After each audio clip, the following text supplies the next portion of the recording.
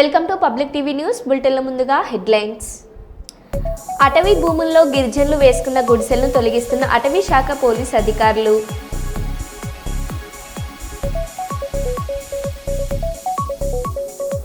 తెలంగాణ భవన సమీపంలో ఉన్న నీలోఫర్ కేఫ్ నుండి కస్టమర్లను బయటికి తరిమి కేఫ్ను మూసివేసిన పోలీసులు.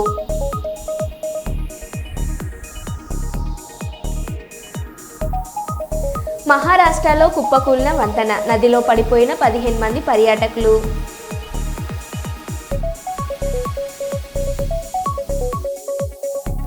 కర్నూలులో హిందీ యాక్టర్ ఉల్లు దాదా సందడి.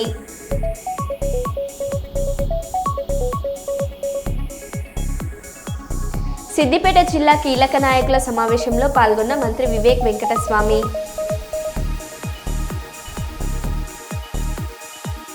ఇక వివరాల్లోకి వెళ్తే, అటవీ భూములలో గిరిజనులు వేసుకున్న గుడిసెలను తొలగిస్తున్న అటవీ శాఖ పోలీస్ అధికారులు. ములుగు జిల్లా ఏటూరు నగరం మండలం రోహిబ్బీట్ పరిధిలోని చెల్పాక రహదారి వెంట అటవీ భూముల్లో గిరిజనులు వేసుకున్న గుడిసెలను జేసీబీ డోజర్ వాహనాలతో తొలగిస్తున్న అటవీ శాఖ పోలీస్ అధికారులు. కర్రలతో ఎదురు దాడి చేసి వాహనాలను తరిమిన గిరిజనులు.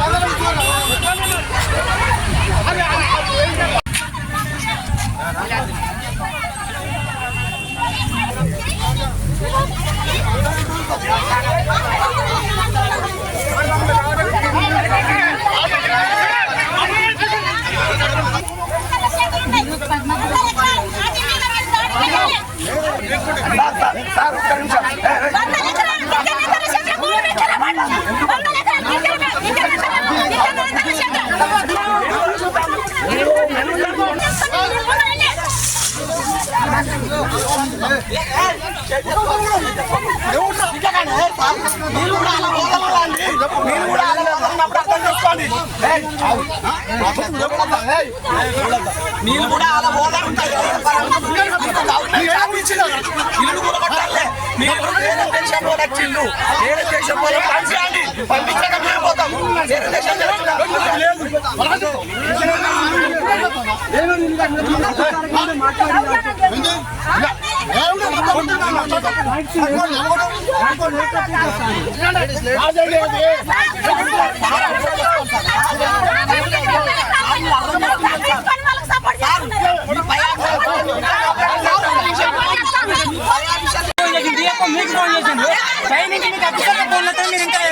మేమెందుకుంటాం చెప్పండి. ఇక మేము వినం, మేము అంతే. ఇక మేము అధికారులు రాకుండా మీకు నా బిడ్డ కట్టే నాకు రాకుండా మీకు నాకు రాకుండా నాకు అయిపోయింది. ఇక ఇంకా పడకపోతే కుదరదు. ఇక నాకు వస్తలేదు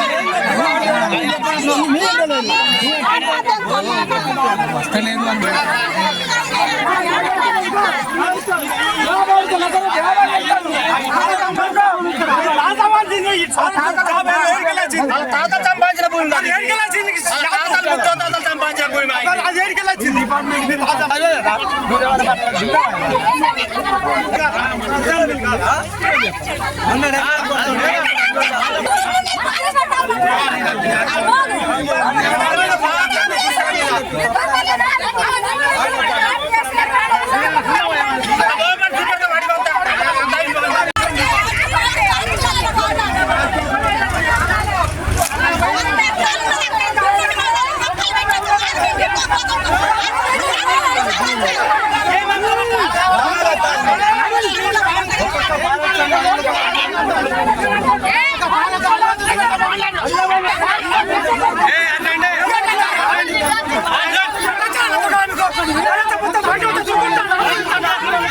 కర్నూలు జిల్లా మంత్రాలయంలోని శ్రీ రాఘవేంద్ర స్వామి ఆలయాన్ని కేంద్ర వినియోగదారుల వ్యవహారాల శాఖ మంత్రి ప్రహ్లాద్ జోషి, కర్నూలు ఎంపీ బస్తిపాటి నాగరాజులు దర్శించుకున్నారు.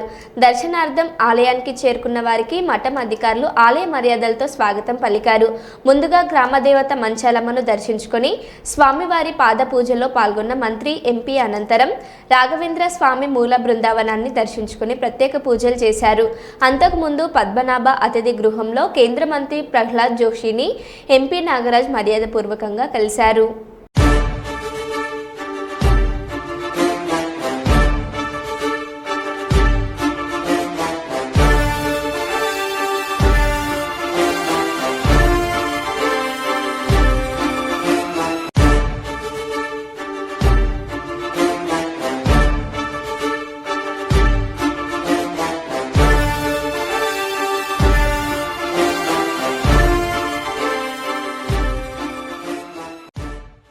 హన్మకొండ కిక్ బాక్సింగ్ అసోసియేషన్ ఆధ్వర్యంలో రాష్ట్ర స్థాయిలో పాల్గొనే క్రీడాకారుల ఎంపిక ఘనంగా నిర్వహించారు. ముఖ్య అతిథులుగా 10వ డివిజన్ కార్పొరేటర్ తోట వెంకటేశ్వర్లు హాజరై క్రీడాకారులను ఉద్దేశించి మాట్లాడారు. ఈ నెల 28, 29 మహబూబ్ నగర్లో జరగబోయే రాష్ట్ర స్థాయి పోటీల్లో మన హన్మకొండ జిల్లా నుండి క్రీడాకారులు పాల్గొనడం ఎంతో సంతోషంగా ఉందని అన్నారు. రాష్ట్ర స్థాయిలో ఉత్తమ ప్రతిభను కనబర్చి జాతీయ స్థాయిలో వెళ్లాలని ఆకాంక్షించారు. స్టార్ట్ అని చెప్పండి, హ్యాండ్స్ పెట్టండి,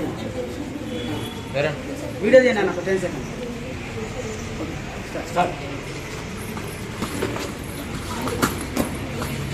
ఇది పాయింట్ అండి.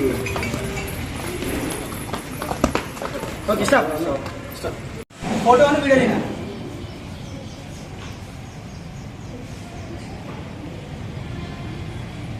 వీడియో చేసిన ఫోటో చేసిన ఫోటో వీడియో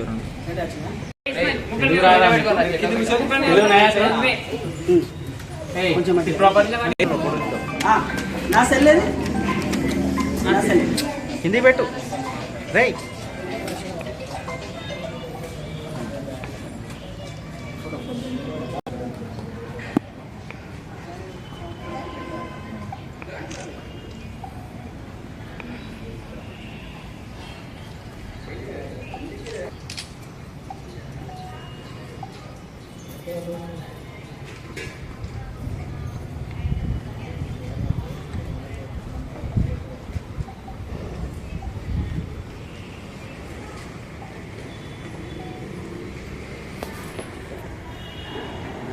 అందరు మేడల్స్ ముందుకు ఇట్లా పెట్టండి, ముందుకు ఇట్లా పెట్టండి, ముందు పెట్టండి, ముందు పెట్టి ఇక్కడ చూ.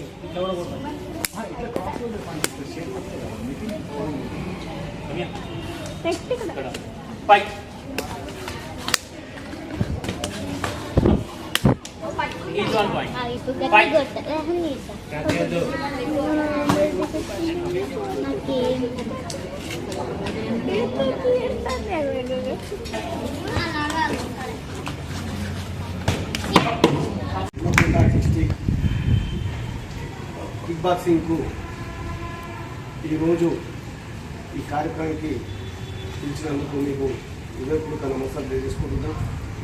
మరి ఈరోజు ఈ సమావేశానికి వచ్చిన మందాలి మనీష్ గారికి, వేణు గారికి, రమేష్ గారికి, ఇంజన్ ప్రెసిడెంట్ కుమార్ గారికి, మాస్టర్ సంతోష్ గారికి హృదయపూర్వక నమస్కారం తెలియజేసుకుంటున్నాం.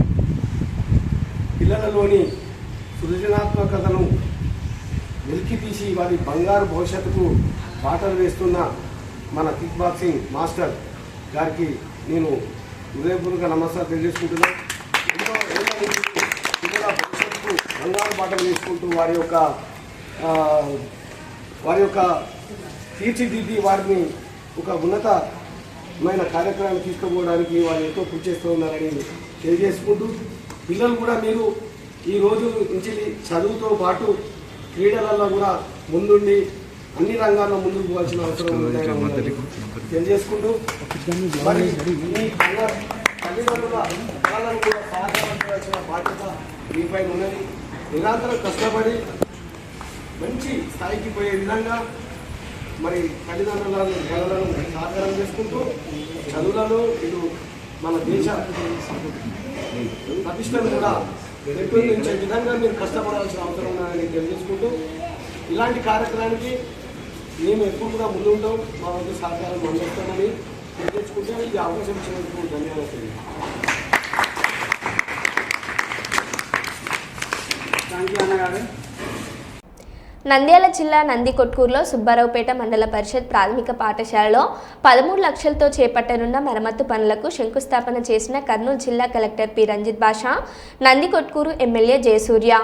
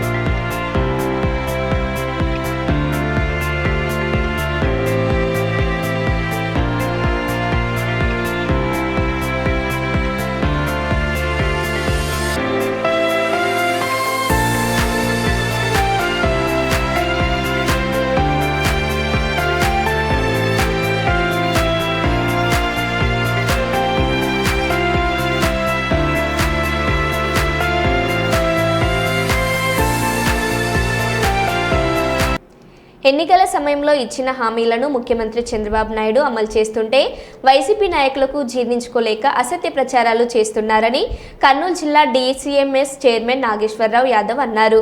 తెలుగుదేశం పార్టీ జిల్లా కార్యాలయంలో తెదేపా నాయకులు మీడియా సమావేశం నిర్వహించారు. ఈ సందర్భంగా నాగేశ్వర్ యాదవ్ మాట్లాడారు.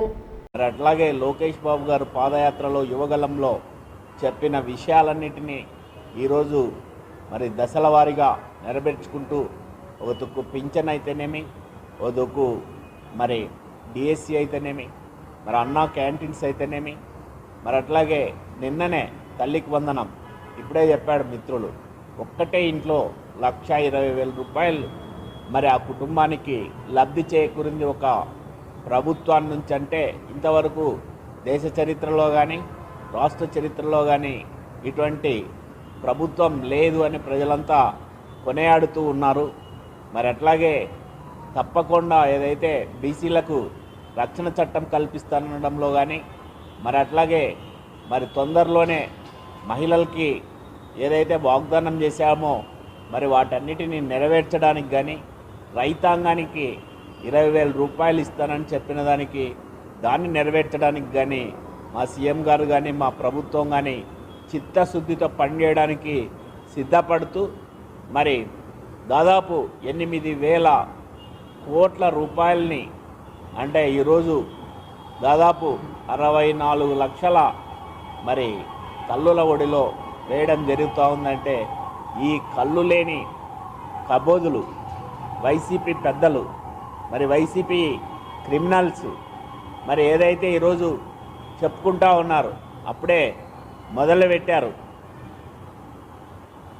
మీరు 5 ఏళ్ళు మీకు ప్రజల అవకాశం కల్పిస్తే ఏమాత్రం రాష్ట్ర అభివృద్ధికి కానీ రాష్ట్ర రాజధాని ఏదైనా చెప్పుకుందామంటే మరి చెప్పుకోలేని పరిస్థితుల్లో ఆంధ్రప్రదేశ్ ప్రజల్ని మరి మీరు ప్రభుత్వాన్ని ఇస్తే ఓన్లీ కక్షలకి, కార్పణ్యాలకి, క్రిమినల్ యాక్టివిటీస్కి, ఇల్లీగల్ యాక్టివిటీస్కి, ప్రభుత్వ భూములు కబ్జా చేయడానికి మైనింగ్ మాఫియా, మద్యం మాఫియా.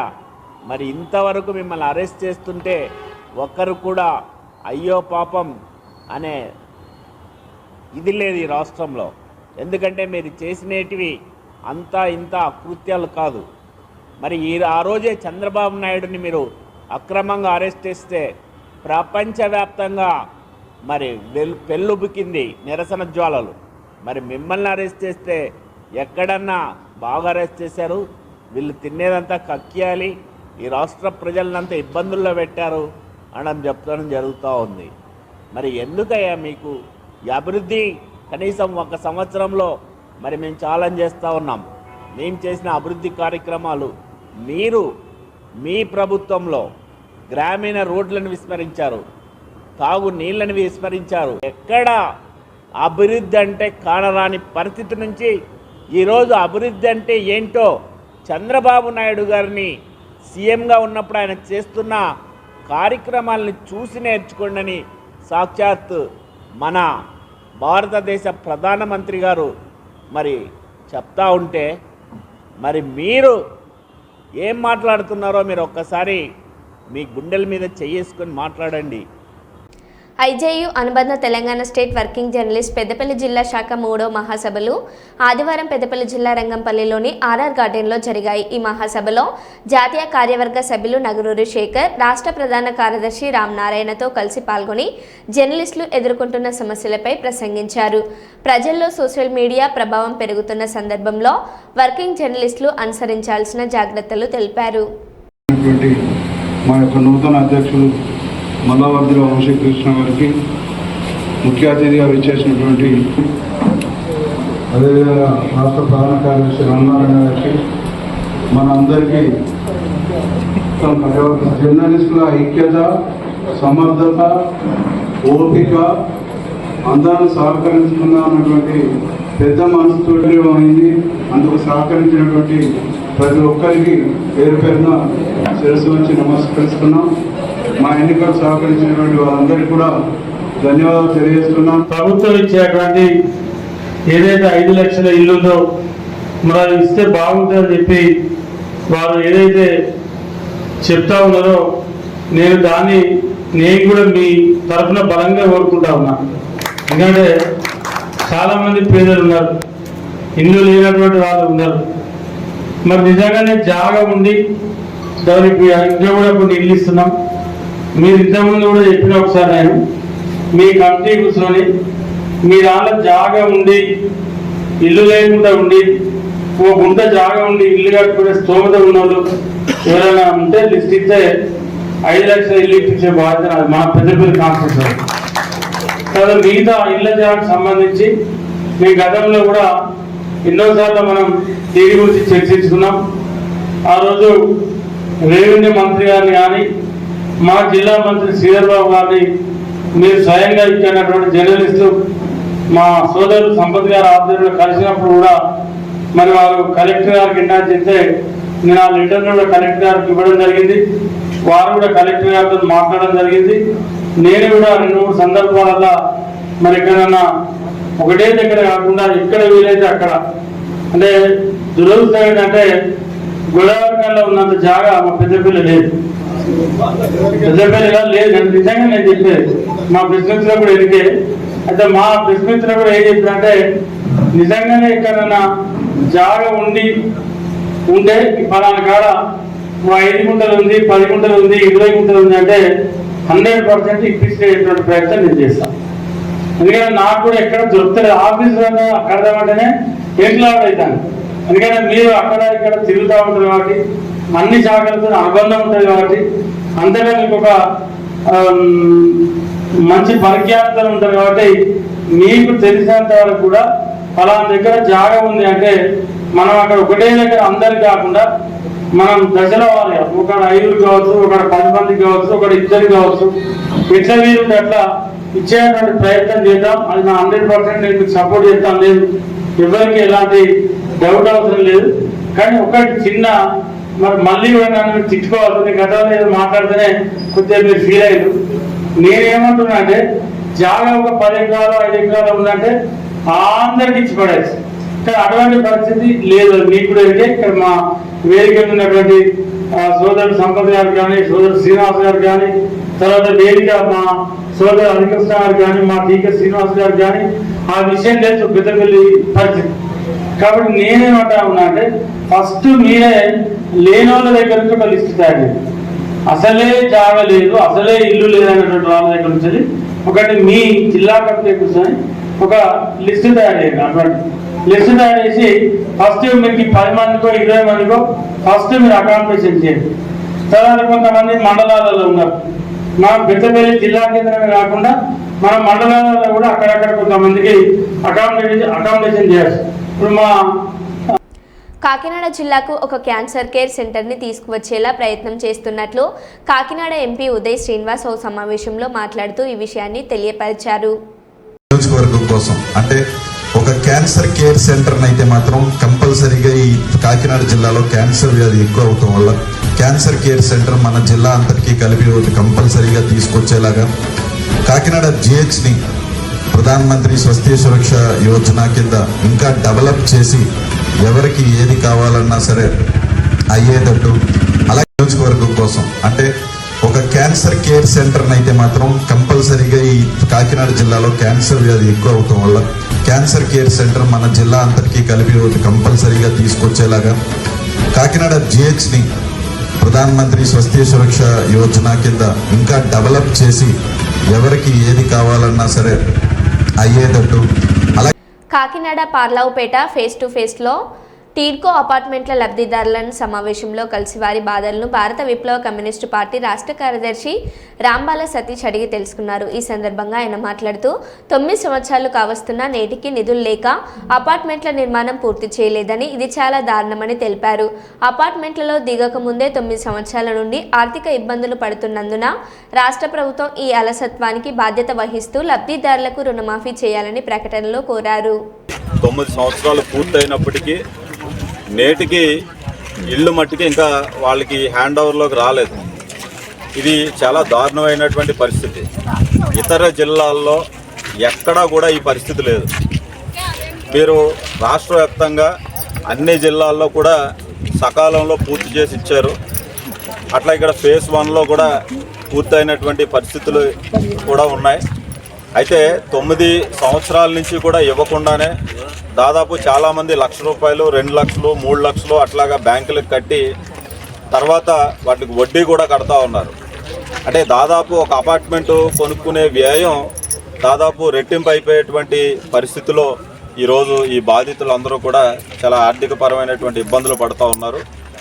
కాబట్టి తక్షణమే రాష్ట్ర ప్రభుత్వం అట్లాగే జిల్లా కలెక్టర్ గారు ఏవైతే హామీ ఇచ్చారో రేపు దసరా లోపు మేము హ్యాండ్ ఓవర్ చేస్తాం, అన్ని నిర్మాణం పూర్తి చేసామని చెప్పి ఏదైతే ఉన్నారో ఆ నిర్మాణం ఖచ్చితంగా పూర్తి చేయాలని చెప్పేసి భారత విప్లవ కమ్యూనిస్ట్ పార్టీ ఆర్సీపీగా మేము డిమాండ్ చేస్తూ ఉన్నాం.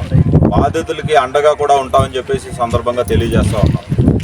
అంతేకాకుండా దాదాపు 9 సంవత్సరాలు పూర్తయిన సందర్భంగా వీళ్ళు ₹1,00,000 కట్టినటువంటి వాళ్ళు నేటికి అపార్ట్మెంటు వాళ్ళు ఇంకా గృహప్రవేశాలు కూడా చేసుకోలేదు. వాళ్ళ హ్యాండ్ ఓవర్లో లేదు.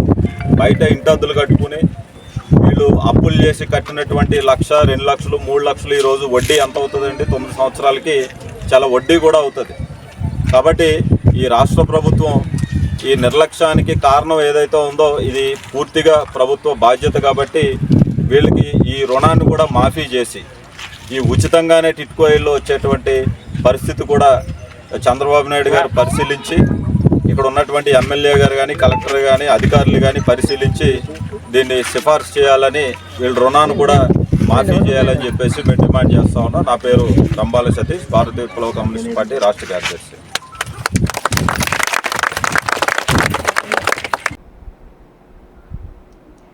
సిద్దిపేట జిల్లా గజ్వేల్ మండలం కొడకర్ల గ్రామంలోని కేఎన్ఆర్ గార్డెన్స్లో జరిగిన జిల్లా ముఖ్య నాయకుల సమావేశానికి ముఖ్య అతిథిగా తెలంగాణ రాష్ట్ర కార్మిక మైనింగ్ శాఖ మంత్రి మరియు ఉమ్మడి మెదక్ జిల్లా ఇన్ఛార్జి డాక్టర్ గడ్డం వివేక్ వెంకటస్వామి విచ్చేశారు. ఈ సందర్భంగా కాంగ్రెస్ పార్టీ నాయకులు, కార్యకర్తలు మరియు అభిమానులు ఘన స్వాగతం పలికారు. మంత్రివర్యుల రాకతో సమావేశ ప్రాంగణం ఉత్సాహభరితంగా మారింది.